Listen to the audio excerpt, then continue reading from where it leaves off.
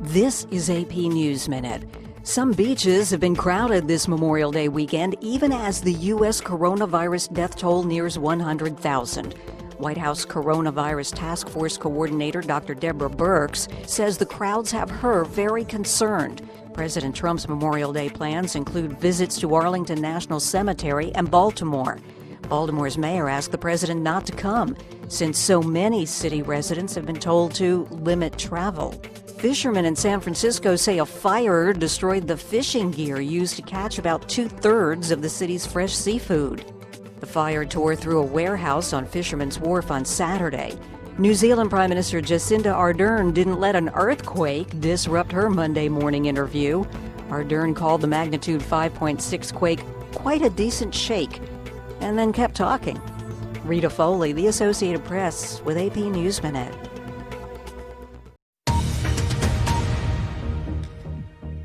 This is BBC World News. The headlines.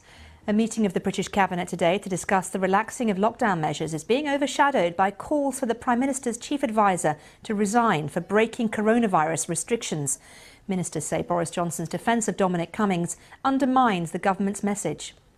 Greece is reopening its islands to domestic tourists today in the latest move towards ending its lockdown restrictions, but most international flights won't resume until the middle of June. Brazil's coronavirus death toll is continuing to rise. The US has imposed travel restrictions on foreign nationals who have been to Brazil in the last 14 days. As the number of people who've died from the virus in the US nears 100,000, there's concern over the possible consequences of Americans not obeying the social distancing rules that have been reinforced as the country eases out of lockdown.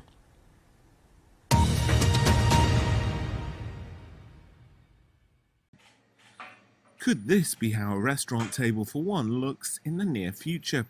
French designer Christophe Guénon says his oversized lampshade of transparent plastic will keep diners safe. And unlike some other designs on the market, he reckons they look pretty chic too. Some of the designs I've seen look like we're in prison, and it doesn't tempt me to go and eat in a prison visiting room. I said to myself, maybe we can make it more glamorous, prettier, more poetic. The design will go into production within days, and Guénon says he's received interest from as far afield as Canada, Japan and Argentina. France has begun to relax some of its lockdown restrictions, but the government is yet to green-light the reopening of all restaurants and bars because of the problems they pose for disease control.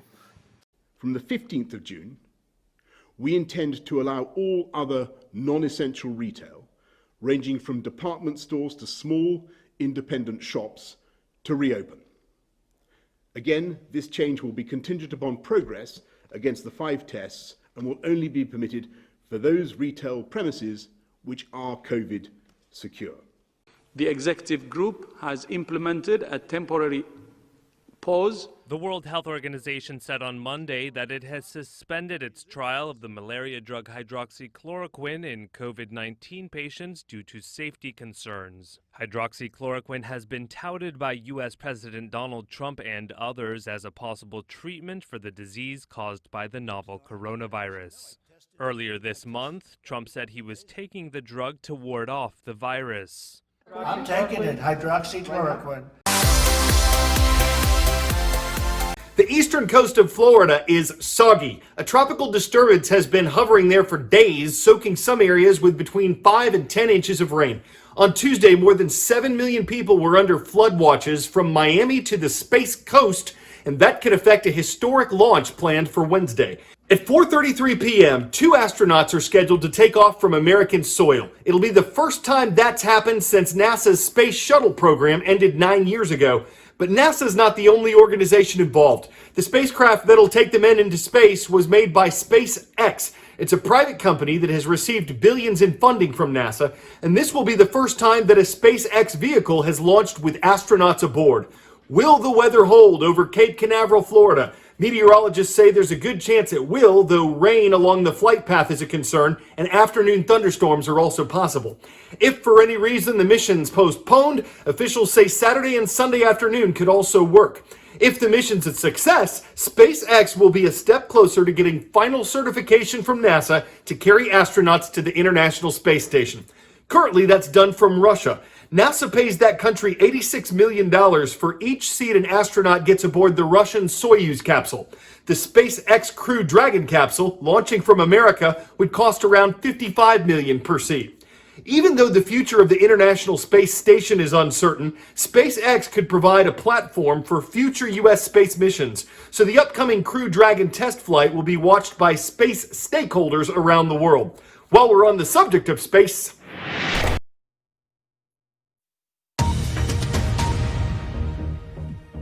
Hello, you're watching BBC World News. I'm David Eads. These are the headlines. More than 100,000 people have now died from the coronavirus in the United States. That's according to official figures. The real number is likely to be higher. Clashes have broken out in the US city of Minneapolis as thousands of protesters took to the streets for a second night.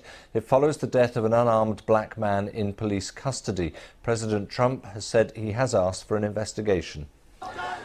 Two pro-democracy politicians have been removed from Hong Kong's Legislative Council during a debate. Tensions are high ahead of a vote in China on a new security law that many fear will weaken Hong Kong's autonomy. This is AP News Minute. At least one shooting death is reported during the second straight night of protests in Minneapolis.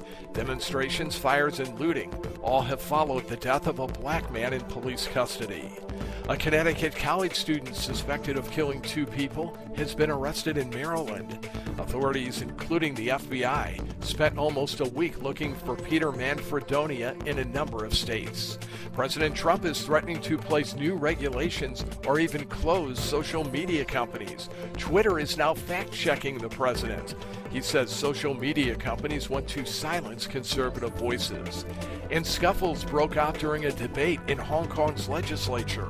Lawmakers are considering outlawing insults or abuse of the Chinese national anthem. Hello, you're watching BBC World News with me, David Eads. The headlines: the Central Police Station in the US city of Minneapolis has been set alight during a third night of demonstrations over the death of an unarmed African-American man in police custody. Renault has announced nearly 15,000 job losses worldwide. That's almost 10% of the workforce. The company is battling against a slump in demand for cars made worse by the coronavirus pandemic. Social media organisations have sharply criticised an executive order by President Trump seeking to limit their legal immunity for what people post on their platforms. Mr. Trump acted after Twitter tagged two of his posts as potentially misleading. Hong Kong's government told the United States to stay out of its internal affairs on Friday, calling potential U.S. sanctions a double-edged sword. They warned that removing the financial hub's special status under U.S. law could backfire on the American economy. U.S. President Donald Trump is expected to announce a response to China's national security law for Hong Kong later on Friday. Beijing says its security law will tackle secession, terrorism, and foreign interference in Hong Kong. It may see Chinese intelligence agencies set up bases in the city. The law was advanced by Chinese parliament on Thursday and is likely to take effect before September.